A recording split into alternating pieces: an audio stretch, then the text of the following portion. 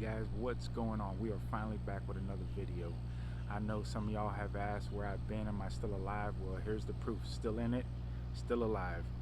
So thanks for all the subscribers, all the comments. I've tried to reach out to as much of you guys as I could. A lot of you with the more complex questions, just email me. It's a little bit easier than going back and forth on the replies there in the comments.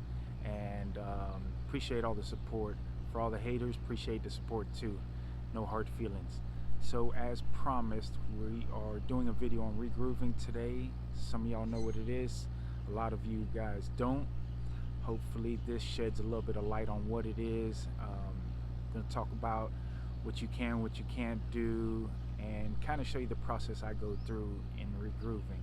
So to not waste any more time, let's start out with the tools that I use, and then we can go into some regrooving and show you what it's all about. Alright guys, so here is the regrooving machine that I use, made by Rima Tip Top. As you can see, we have an indicator light when it's on or off, 4 heat settings. It's just a dial that you could turn, a minimum and maximum, which is almost like a high and low. And then for us in the US, it's just a regular plug, and then the actual regrooving gun is here. I'll get more into detail about this. This is an actual blade on it now, but we'll talk about that later. Alright, so here's the Allen key that I use to change out the blades. I have 4 different regrooving blades shown here. 1 through 4, 1 being the smallest, 4 being the biggest. They do make like 5 and 6 more for industrial or OTR stuff. Probably 3 and 4 the most popular, and I'm going to try to show you. As you can see, that shiny side is the sharper side of the blade, that once you put it in the machine, you have to put it away from you, because that's the side you're going to cut with. Just a side note, these are averaging me about $1 US, because these do come in about a 20 pack, and it depends where you get them from, your supplier, how much they sell them, but the average is about $1 ish, should I say, per blade. Alright, since now we know what equipment we're using, next thing is to determine if the tire can be regrooved. Most commercial tires from a 17.5, 19.5, 22.5s, and 24.5s will all say this right here, which I've highlighted with the crayon. It says regroovable. If it doesn't say it, it can't be regrooved. Yes, I've seen people regroove car tires and light truck tires, but shouldn't be done. I haven't really seen any bias ply tires done, like the 920s or 1020s, any of that done. But it's mostly in these medium truck tires here.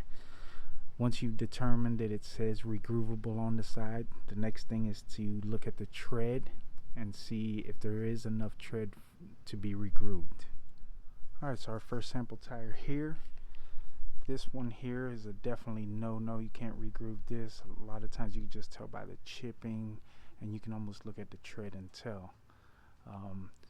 Another thing that a lot of people would not recognize, this tire has already been regrooved.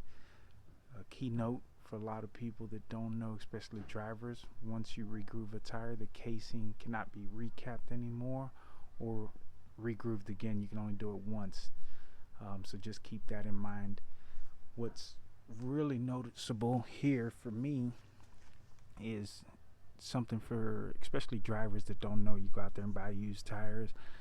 They got a nice tread to them. They tell you it's a virgin casing, never been regrooved, and they just try to sham you. But the way you can tell a lot is right here where the grooves are.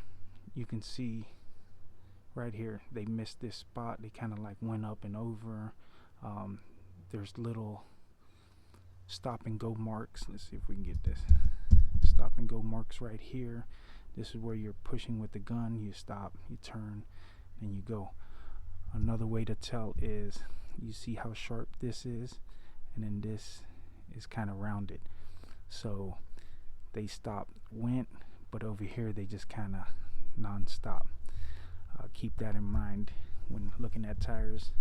Another thing that I noticed is right in here, there's these little lines right here.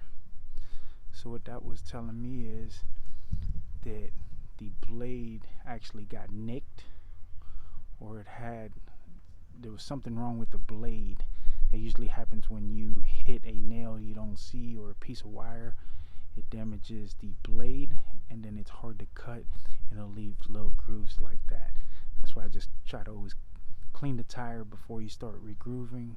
Look for any nails or anything in the tread, and then if you don't see something, you hit something, it starts to do that, it's harder to cut, so I'll just change the blade. So here's tire number 2. It's definitely gone down pretty far. I can tell by the nicks and all that it's too far down. But just for the purpose of the video, this is the one we're going to regroove. Both tires are no good, by the way. They're both junk. Alright, so another thing is caps.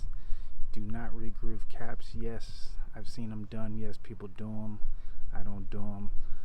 The way to tell if it is a cap, right in here, you'll see like a line where the cap was molded, like some glue, or you may even see staple marks. There are some caps that it actually comes way down here, so it's kind of hard to tell. But I mean, big giveaway is you'll see some type of seam of where it was molded together, and then it may even have the name of the capper on it. Like Bandag is real good, they'll have a Bandag on the side. That's a good way to tell, because I've seen people say they bought a Virgin tire and it was a brand new cap. They didn't know the difference. Alright, so we're going to start with the number 4 blade like we had. Basically just go into it in an angle and go straight like this, and then just go straight. This is a straight tread. Then you come up when you're done, peel this off. That's what it looks like. If you wanted to do a different design, you can just push in.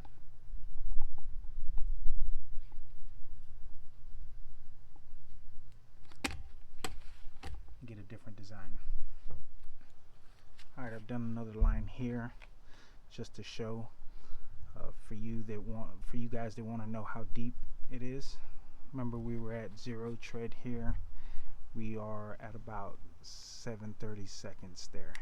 So we went from 0 to 730 seconds. Yes, you can do a straight tread for you guys that are doing this, but it's easier to sell a tire that looks like this with a little design than it is straight tread. It just looks cheesy and cheap. I can make this tire look like a traction tire with lugs if I wanted to, but this is just for the purpose of the video what we're doing. Now remember, like I say, when I was showing you earlier, you could see the lines, the stop and go lines, where this was just straight. And you can do different designs. You can do whatever you want, you know. Just go into it, let the machine work like this. I've got the setting at 2, so it's low. If you wanted to do lugs, you could do as well. Just like this.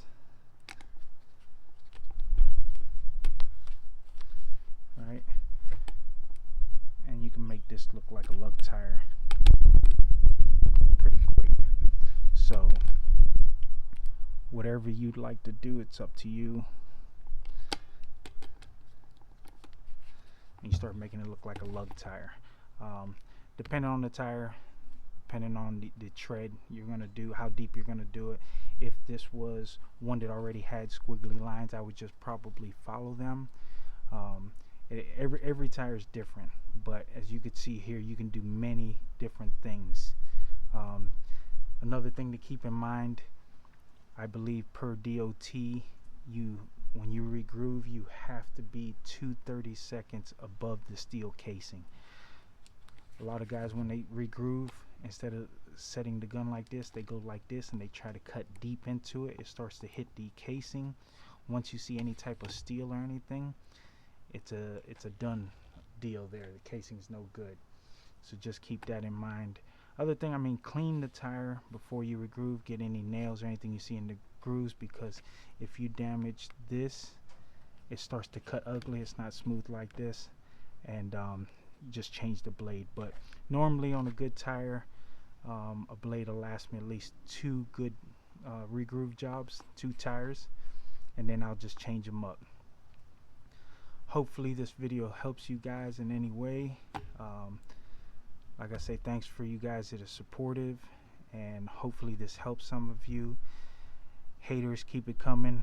Like I say, no love lost there either, but hopefully this helps. If you need any more info, just comment below or send me an email, and love to chat with you. Alright, so we started off the video out in the field earlier.